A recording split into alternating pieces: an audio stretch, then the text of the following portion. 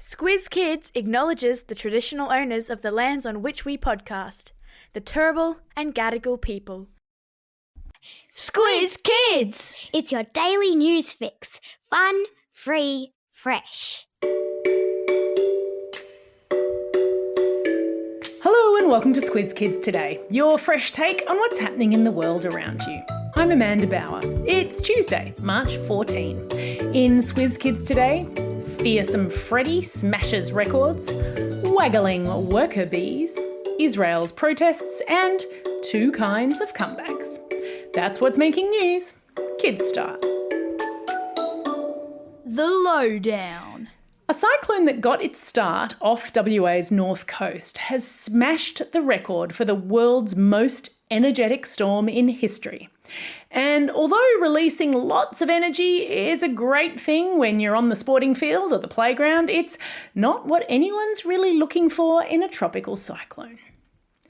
Cyclone Freddy developed on February 6 and headed towards Africa, where it caused terrible destruction in Mozambique and Madagascar. First, Freddy broke the record for the world's longest-lived tropical cyclone, a mark previously held by Hurricane John, which terrorised the Pacific for 31 days in 1994. Then, Freddy broke something called the rapid intensification record, which refers to how often a storm's winds get rapidly stronger. That usually happens no more than 3 times over the life of a storm, but Freddy did it 7 times. And now, Freddy has also broken the record for the most energetic storm, which is measured in something called accumulated cyclone energy units. I'll put some links in your episode notes if you want to learn more. So far, Freddy has racked up more than 86 ACE units, which in some cyclone seasons is more than we get from all our storms combined. Whoa. After 36 days at large, Freddy is predicted to peter out later today. Finally. Bryce told you yesterday about a Queensland uni student, Lachlan Pendragon, who was up for an Oscar for his animated short film. Well, I am sorry to report that he did not win, although I am sure that just being nominated will do incredible things for his career. I'll put a link in your episode notes to all of the award winners, but I do want to point out the achievement of Ke Huy Quan, who won Best Supporting Actor for his work in the movie Everything Everywhere All at Once. That's a grown-up movie, but you may have seen him as Short Round in Indiana Jones and the Temple of Doom. That was filmed when he was 12. He's now 51. Before he got this year's award-winning role, Ke Huy Quan hadn't acted for 30 years. Talk about an epic comeback.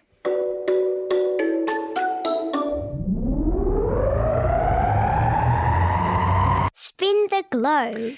Each day we give the world globe a spin and find a news story from wherever it stops. And today we've landed in Israel, where more than 5% of the country's entire population took to the streets in the biggest of 10 straight weeks of protests against Prime Minister Benjamin Netanyahu's government. 500,000 people demonstrated this past weekend against Netanyahu's government's plan to change the Israeli court system.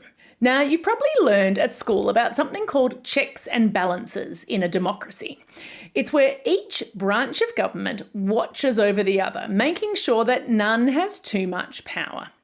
And Mr. Netanyahu's government's proposal would take a lot of power away from one branch of government, the courts, also known as the judiciary, and give that power to the parliament.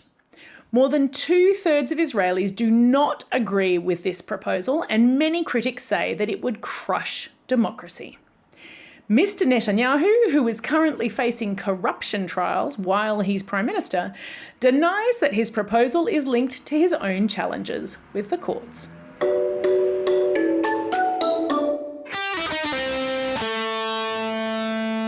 Pop Culture Corner.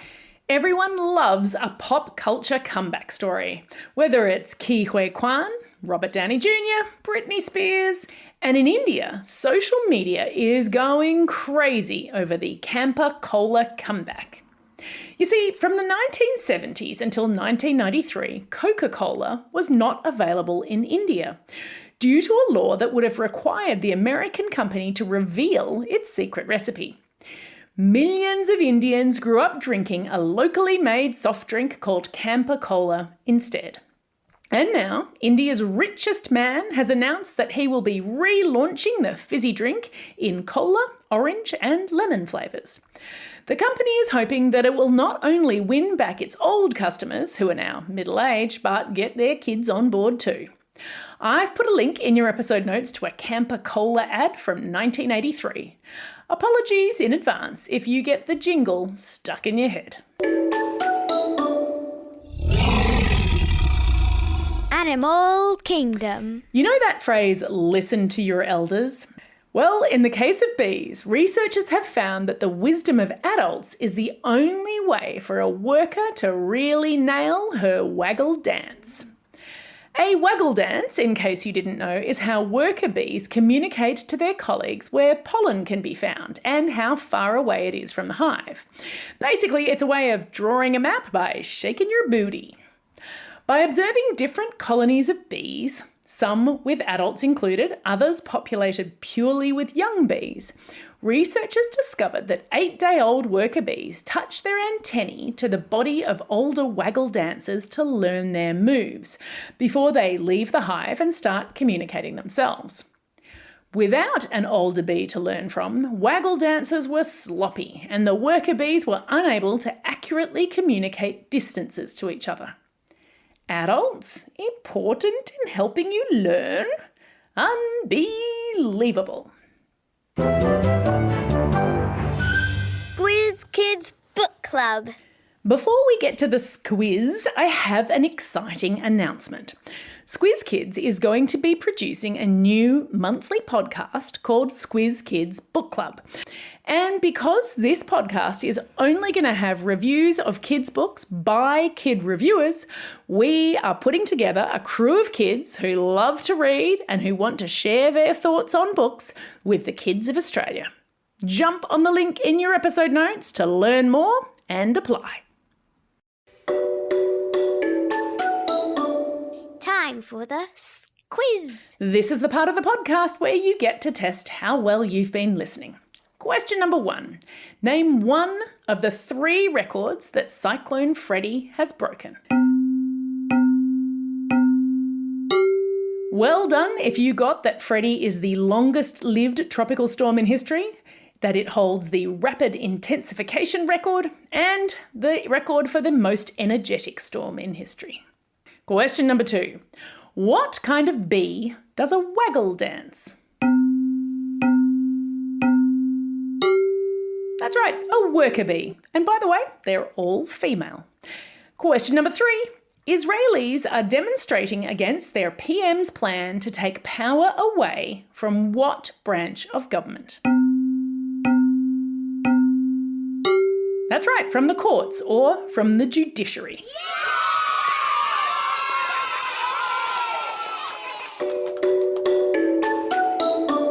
Shout outs. It's March 14, which means that tomorrow NAP plan testing starts for kids in years 3, 5, 7 and 9. Just remember, get a good night's sleep, try your hardest, and do not forget that these tests should only be used to help teachers do their jobs even better. They're only testing English and maths, so they can't measure how artistic or sporting or scientific or musical you are. And they definitely can't measure how kind you are or how much fun you are to be around. Speaking of fun, it's also a special day for these Squiz Kids celebrating a birthday today. Hannah from Brisbane, Athos from Bexley, Andrew from Salisbury Park, Russell from Eltham, Rafi, Ruby and Elia from East Geelong, Adelina from Roos and Vinny from Carlingford. Classroom shout-outs go to Year 3 with Miss Swaying, Miss Nazar and Mrs Edwards at St Christopher's Primary School in Holsworthy. Class 2-5 Busy Bees and Ms Kavanagh at Regentville Primary School. Class 5-6A at Cannon Hill Public School. Year 6O at St Brendan's Catholic Primary School in Mackay. And Class 5 Blue and Miss Kay at St Agnes School in Mount Gravatt. Don't forget, if you've got a birthday coming up and you want a shout out, or if you want a classroom shout out, drop us a line at squizkids@thesquiz.com.au or fill out the form on our website. That's all we have time for. Thanks for listening to Squiz Kids today. We'll be back again tomorrow. In the meantime, get out there and have a most excellent day. Over and out.